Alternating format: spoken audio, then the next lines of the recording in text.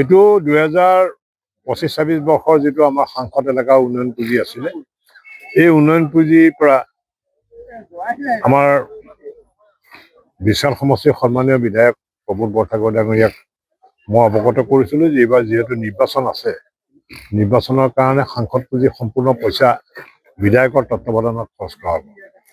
আৰু সেই মৰ্মে তেখেতে এটা উত্তৰ চাৰিআলি দক্ষতা বিকাশ কেন্দ্ৰক 25 লাখ টকা এটা আবেদন মোৰ ওচৰত দিলে, এষ্টিমেট দিলে। আৰু তেওঁৰ অনুৰোধ মৰ্মে মই এই অনুষ্ঠানত 25 লাখ টকা এটা আৰ্থিক অনুদান আমি আগবঢ়াইছোঁ। এইটো সম্পূৰ্ণ আমাৰ ভেণ্ডৰ প্ৰচেছ, যিটো সাংসদ এলেকা উন্নয়ন পুঁজি হয়, ভেণ্ডৰ একাউণ্টত পইচাটো যায়, ইয়াত সম্পূৰ্ণ GST-টো কাটে।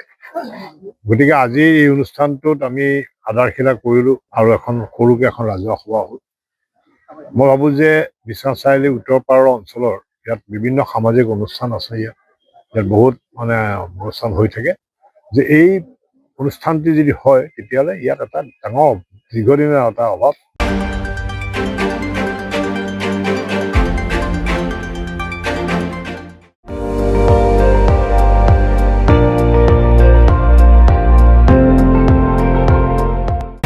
আপুনি চাই আছে ND24, সৰ্বশ্ৰেষ্ঠ নহয় সৰ্বোত্তমৰ দৌৰত।